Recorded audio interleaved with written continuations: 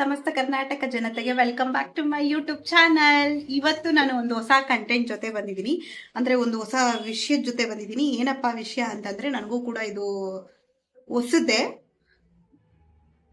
But still ನೋಡೋಣ ಹೆಂಗೆ ಆಗತ್ತೆ ಅಂತ ಹೇಳ್ಬಿಟ್ಟು. ವಿಷಯ ಏನಪ್ಪಾ ಅಂತಂದ್ರೆ, ನಾನು ಸ್ಯಾರಿ ಪ್ರಿಪ್ಲೇಟಿಂಗ್ ಬಾಕ್ಸ್ ಫೋಲ್ಡಿಂಗ್ ಕ್ಲಾಸಸ್ನ ತಗೋತೀನಿ, ನನ್ನ ಸ್ಟುಡಿಯೋದಲ್ಲಿ ತಗೋತೀನಿ. ಅಪ್ ಟು 17 ಬ್ಯಾಚ್ವರೆಗೂ ನಾನು ಕಂಪ್ಲೀಟ್ ಮಾಡಿದ್ದೀನಿ as of now. So for the first time ನನಗೆ ಸ್ಟೂಡೆಂಟ್ ಒಬ್ರು ಅವ್ರ ಮನೆಯಲ್ಲಿ ಅವರ ಕಂಫರ್ಟ್ ಝೋನಲ್ಲಿ, ಅವ್ರ ಕಂಫರ್ಟ್ ಪ್ಲೇಸಲ್ಲಿ ಅಲ್ಲೇ ಹೋಗಿ ನಾನು ಟೀಚ್ ಮಾಡಬೇಕು ಅಂತ ತುಂಬ ರಿಕ್ವೆಸ್ಟ್ ಮಾಡ್ಕೊಂಡಿದ್ರು. ಆಲ್ಮೋಸ್ಟ್ ಒಂದು 1.5 ಮಂತ್ಸಿಂದ ಇಬ್ಬರಿಗೂ ಚರ್ಚೆ ನಡೀತಾನೆ ಇರ್ತಿತ್ತು. ಫೈನಲಿ ಅವರೇ ಹೇಳ್ಬಿಟ್ರು, ನನಗೆ ಮನೆಗೆ ಬಂದು ನೀವು ಹೇಳ್ಕೊಡ್ತೀರಾ, ಹೇಳ್ಕೊಡಕ್ಕಾಗತ್ತಾ ಅಂತ ಹೇಳ್ಬಿಟ್ಟು. ಸರಿ ಅಂತ ನಾನು ಒಪ್ಕೊಂಡೆ. ಅವ್ರು ನನಗೆ ಹೇಳಿದ್ರು, ನೀವು ಎಷ್ಟು ಕೇಳಿದ್ರು ನಾನು ಪೇ ಮಾಡ್ತೀನಿ ಚಾರ್ಜಸ್ಸು, ನನಗೆ ಅದರಲ್ಲಿ ಏನು ಪ್ರಾಬ್ಲಮ್ ಇಲ್ಲ ಅಂತ ಹೇಳ್ಬಿಟ್ಟು. ಸರಿ ಆಯಿತು ಅಂತ ಹೇಳ್ಬಿಟ್ಟು ನಾನು ಒಪ್ಕೊಂಡೆ. ನನಗೆ ಸ್ವಲ್ಪ ಭಯ ಆಗ್ತಿದೆ. ಭಯ ಏನಕ್ಕಪ್ಪ ಆಗ್ತಿದೆ ಅಂತಂದರೆ, ನಾನು ಇಲ್ಲಿ ಎಲ್ಲ ಥರ ಮೆಟೀರಿಯಲ್ಸ್ನ ಅವೈಲೇಬಲ್ನ ನನ್ನ ಹತ್ರ ಇಟ್ಕೊಂಡು ನಾನು ಹೇಳ್ಕೊಡ್ತಿದ್ದೆ. So for the first time ನನಗೆ ಅವ್ರ ಮನೇಲಿ ಹೇಗಿರುತ್ತೋ ಜಾಗ, ಆಗುತ್ತೋ ಆಗಲ್ವೋ ಹೇಳ್ಕೊಡೋಕೆ ಅಂತ ಸ್ವಲ್ಪ ಭಯ ಆಗ್ತಿದೆ. ಅಲ್ಲಿ ಹೋಗಿ ನೋಡಬೇಕು ಹೆಂಗಿದೆ ಕಂಡೀಷನ್ ಅಂತ ಹೇಳ್ಬಿಟ್ಟು. ಅವ್ರು ನನಗೆ ಹೇಳಿದ್ದಾರೆ ಎಲ್ಲ ಮೆಟೀರಿಯಲ್ಸ್ ಎಲ್ಲ ಅವೈಲೇಬಲ್ ಇದೆ, ಸ್ಟ್ಯಾಂಡ್ ಎಲ್ಲ ಅವೈಲೇಬಲ್ ಇದೆ, ನೀವು ಜಸ್ಟ್ ಐರನ್ ಬಾಕ್ಸ್ ಮಾತ್ರನೇ ಕ್ಯಾರಿ ಮಾಡಿ, ಮತ್ತು ನನಗೆ ಮೆಟೀರಿಯಲ್ಸ್ ಒಂದು ಕಿಟ್ ತೊಗೊಂಡು ಬಂದು ಕೊಡಿ ಅಂತ ಹೇಳಿದ್ದಾರೆ. ಸೊ ಮೆಟೀರಿಯಲ್ ಕಿಟ್ ಒಂದು ಸೇಲ್ ಮಾಡಬೇಕು. ಸೊ ಹಾಗಾಗಿ ಅದನ್ನು ತೊಗೊಂಡು ಹೋಗ್ತಾ ಇದ್ದೀನಿ, ಜೊತೆಲಿ ಐರನ್ ಬಾಕ್ಸ್ ತೊಗೊಂಡು ಹೋಗ್ತಾ ಇದ್ದೀನಿ, ಬೇರೆ ಏನು ಕ್ಯಾರಿ ಮಾಡ್ತಾ ಇಲ್ಲ. ಬನ್ನಿ ನೋಡೋಣ ಹೇಗಿರುತ್ತೆ ಅಂತ ಹೇಳ್ಬಿಟ್ಟು. ಹೆಂಗಿತ್ತು ಅಂತ ಹೇಳ್ಬಿಟ್ಟು ನನಗೆ ಕಮೆಂಟ್ ಮಾಡಿ ತಿಳಿಸಿ, ಸೊ ದಟ್ ನನಗೆ ಹೆಲ್ಪ್ಫುಲ್ ಆಗುತ್ತೆ ಇನ್ನು ಜಾಸ್ತಿ ವಿಡಿಯೋ ಮಾಡೋಕ್ಕೋಸ್ಕರ, ಜಾಸ್ತಿ ಇನ್ಫಾರ್ಮೇಷನ್ ಕೊಡೋಕ್ಕೋಸ್ಕರ. ಸೊ ವಿಡಿಯೋನ ಸ್ಟಾರ್ಟ್ ಮಾಡೋಣ. ಕ್ಲೈಂಟ್ ಪ್ಲೇಸ್ಗೆ ನಾನು 2 ವೀಲರಲ್ಲೇ ಹೋದೆ. ಸ್ವಲ್ಪ ಲಾಂಗ್ ಡಿಸ್ಟೆನ್ಸ್ ಇತ್ತು. ಸೊ ನೋಡ್ತಾ ಇದ್ದೀರಲ್ಲ, ನಾನು ಇವಾಗ ಆಲ್ರೆಡಿ ಕ್ಲೈಂಟ್ ಮನೆಯಲ್ಲಿ ಕೂತ್ಕೊಂಡು ಕ್ಲೈಂಟ್ ಜೊತೆ ಮಾತಾಡ್ತಾ ಇದ್ದೀನಿ. ಸೊ ಅವ್ರಿಗೆ ಪ್ರಾಡಕ್ಟ್ ನಾಲೆಜ್ ಕೊಡ್ತಾ ಇದೆ. ನಾನು ಮೆಟೀರಿಯಲ್ಸ್ ಕಿಟ್ ತೊಗೊಂಡೋಗಿದ್ನಲ್ಲ, ಆ ಕಿಟ್ಟನ್ನು ಓಪನ್ ಮಾಡಿ ಅದೇ ಕಿಟ್ಟಲ್ಲೇ ಅವ್ರಿಗೆ ಟೀಚ್ ಮಾಡಿದೆ. ಕಂಪ್ಲೀಟಾಗಿ ಅವ್ರಿಗೆ ಬೇಬಿ ಬೇಸು, ಅಂದರೆ ಲೈಕ್ ಬಿಫೋರ್ ಸ್ಟಾರ್ಟಿಂಗ್ ಏನಾದರೂ ಕಲಿಯೋಕ್ಕೆ ಮುಂಚೆ ನಾವು ಫಸ್ಟ್ ಅದ್ರ ಬಗ್ಗೆ ಕಂಪ್ಲೀಟಾಗಿ ತಿಳ್ಕೋಬೇಕು. ಅಂದರೆ ಏನಾದರೂ ಒಂದು ಕಲಿತ್ರೆ ಥಿಯರಿ ಪ್ಲಸ್ ಪ್ರಾಕ್ಟಿಕಲ್ ಎರಡೂ ಇರಬೇಕು. ಪ್ರಾಕ್ಟಿಕಲ್ ವರ್ಕ್ಗೆ ಜಸ್ಟ್ ಹಂಗೆ ಡೈರೆಕ್ಟಾಗಿ ಪ್ರಾಕ್ಟಿಕಲಾಗಿ ಮಾಡೋಕ್ಕಾಗಲ್ಲ. ಥಿಯರಿ ನಾಲೆಜ್ ಇದ್ದರೆ ಮಾತ್ರನೇ ಪ್ರಾಕ್ಟಿಕಲ್ನ ಇಂಪ್ಲಿಮೆಂಟ್ ಮಾಡೋಕ್ಕಾಗೋದು. ಸೊ ಹಾಗಾಗಿ ನಾನು ಅವ್ರ ಹತ್ರ ಕೂತ್ಕೊಂಡು ಕ್ಲೀನಾಗಿ ಡಿಸ್ಕಸ್ ಮಾಡ್ತಾಯಿದ್ದೆ. ಸೊ ಟೇಬಲ್ ಇತ್ತು, ನನಗೆ ಟೇಬಲ್ ನೋಡಿದ್ಮೇಲೆ ಸ್ವಲ್ಪ ಸಮಾಧಾನ ಆಯಿತು. ಓಕೆ, ಸ್ಯಾರಿ ಟೇಬಲ್ ಇದೆ ಅಂತ ಹೇಳಿಬಿಟ್ಟು.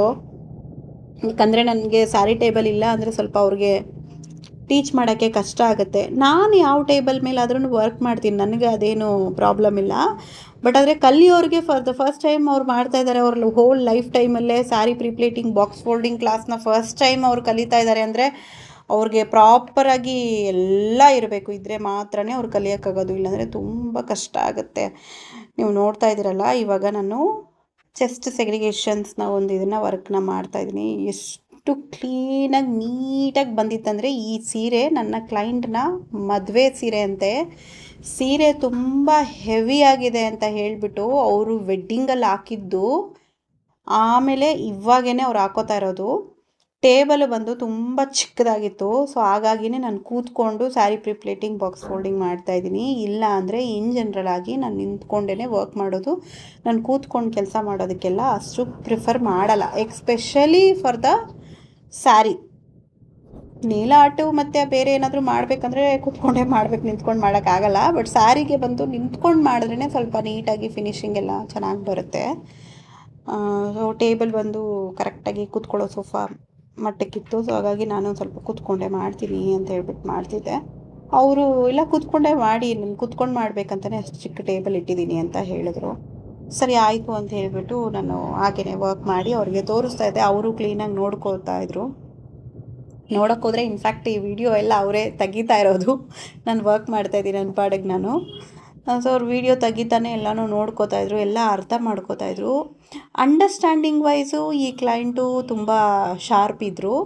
ಲೈಕ್ ಏನು ಮಾಡ್ತಾಯಿದ್ದೀನಿ ಅಂತೆಲ್ಲ ಚೆನ್ನಾಗಿ ನೋಡ್ಕೋತಾಯಿದ್ರು, ಚೆನ್ನಾಗಿ ಅಬ್ಸರ್ವ್ ಮಾಡ್ತಾಯಿದ್ರು. ಅವರು ವರ್ಕ್ ಮಾಡಬೇಕಂದ್ರೆ ಕೂಡ ಅಷ್ಟೇ ಚೆನ್ನಾಗಿ ಮಾಡ್ತಾಯಿದ್ರು. ಬಟ್ ಆದರೆ ಏನಂದರೆ ಸ್ವಲ್ಪ ನಿಧಾನ, ತುಂಬ ಸ್ಲೋವಾಗಿ ಮಾಡ್ತಾಯಿದ್ರು. ಯಾಕಂದರೆ ಅವ್ರಿಗೆ ಒಂದೊಂದು ಮಾಡೋದ್ರಲ್ಲಿ ಎಕ್ಸೈಟ್ಮೆಂಟ್ ಇತ್ತು ಅವ್ರಿಗೆ. ಹಿಂಗೆ ಬರುತ್ತಾ ಹಂಗೆ ಬರುತ್ತಾ ಹಂಗೆ ಬರುತ್ತಾ ಹಿಂಗೆ ಬರುತ್ತಾ ಇದೇನಾಗುತ್ತೆ ಅದೇನಾಗುತ್ತೆ ಅಂತ ಕ್ವಶನ್ ಮೇಲೆ ಕ್ವಶನ್ ಕೇಳ್ತಾನೇ ಇದ್ರು ಅವರು. ನಾನು ಪೇಷನ್ಸ್ ಆಗಿ ಅವ್ರು ಅಷ್ಟು ಪ್ರಶ್ನೆಗೆ ಉತ್ತರ ಕೊಟ್ಟಿದ್ದೀನಿ, ಯಾವ ಪ್ರಶ್ನೆನೂ ನಾನು ಡಿನೈ ಮಾಡಿಲ್ಲ. ಇವ್ರು ಬೇಸಿಕಲಿ ಸ್ಯಾರಿ ಕಲಿತಾ ಇರೋ ಪರ್ಪಸ್ ಬಂದು not for business, just for ಅವರ ಸಿಸ್ಟರ್ಸ್ಗೋಸ್ಕರ. ಮದುವೆಗಳು ಬರ್ತಾಯಿದೆ ಫ್ಯಾಮಿಲಿ ಫಂಕ್ಷನಲ್ಲಿ, ಮತ್ತು ನನ್ನ ಸಿಸ್ಟರ್ಸ್ ಎಲ್ಲ ಫಾರಿನಲ್ಲಿದ್ದಾರೆ. ಸೊ ಅವ್ರಿಗೆಲ್ಲ ಇಲ್ಲಿಂದನೇ ಸ್ಯಾರಿ ಪ್ರಿಪ್ಲೇಟ್ ಮಾಡಿ ಬಾಕ್ಸ್ ಫೋಲ್ಡಿಂಗ್ ಮಾಡಿ ನಾನು ಕಳಿಸ್ಕೊಡ್ಬೇಕು, ಹಾಗಾಗಿನೇ ನಾನು ಕಲಿತಾ ಇರೋದು ಅಂತ ಹೇಳ್ಬಿಟ್ಟು ಕಲಿತಾ ಇದ್ದಾರೆ. ಅವರು ಬೇಸಿಕಲಿ ಹೌಸ್ ವೈಫು, ಅವ್ರಿಗೇನು ಎಲ್ಲೂ ಹೋಗಿ ಕೆಲಸ ಮಾಡೋ ಅವಶ್ಯಕತೆ ಇಲ್ಲ, ಬಿಕಾಸ್ ಅವ್ರ ಹಸ್ಬೆಂಡ್ ವರ್ಕ್ ಮಾಡ್ತಾ ಇದ್ದಾರೆ. ಜಸ್ಟ್ ಅವ್ರಿಗೆ ಅವ್ರು ಉಟ್ಕೋಬೇಕು ಮತ್ತು ಅವರ ಸಿಸ್ಟರ್ಸ್ಗೆಲ್ಲ ಸ್ಯಾರಿ ಸರ್ವಿಸ್ನ ಮಾಡಿ ಇಲ್ಲಿಂದ ಫಾರಿನ್ಗೆ ಕಳಿಸ್ಬೇಕು ಅನ್ನೋ ಒಂದು ಖುಷಿ ಎಕ್ಸೈಟ್ಮೆಂಟ್ಗೋಸ್ಕರನೇ ಅವರು ಕಲಿತಾ ಇರೋದು, ಬೇರೆ ಯಾವ ಪರ್ಪಸ್ಸು ಇಲ್ಲ ಅಂತೆ ಅವ್ರಿಗೆ ಸ್ಯಾರಿ ಕಲಿತಾ ಇರೋದು. ಸೊ ಸ್ಯಾರಿ ಎಲ್ಲ ಕಂಪ್ಲೀಟ್ ಆದಮೇಲೆ ಸೀರೆನ ಅವ್ರಿಗೆ ಉಡಿಸ್ದೆ. ಇದು ನಾನು ಪ್ರೀಪ್ಲೇಟ್ ಮಾಡಿ ಬಾಕ್ಸ್ ಫೋಲ್ಡಿಂಗ್ ಮಾಡಿದಂಥ ಅವರ ವೆಡ್ಡಿಂಗ್ ಸೀರೆ. ಆಫ್ಟರ್ ವೆಡ್ಡಿಂಗ್ ಇವಾಗಲೇ ಹಾಕೋತಾ ಇರೋದು.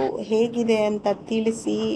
ಇಷ್ಟ ಆದರೆ ಲೈಕ್ ಮಾಡಿ, ಶೇರ್ ಮಾಡಿ, ಸಬ್ಸ್ಕ್ರೈಬ್ ಮಾಡಿ, ಸಪೋರ್ಟ್ ಮಾಡಿ. Thank you for watching.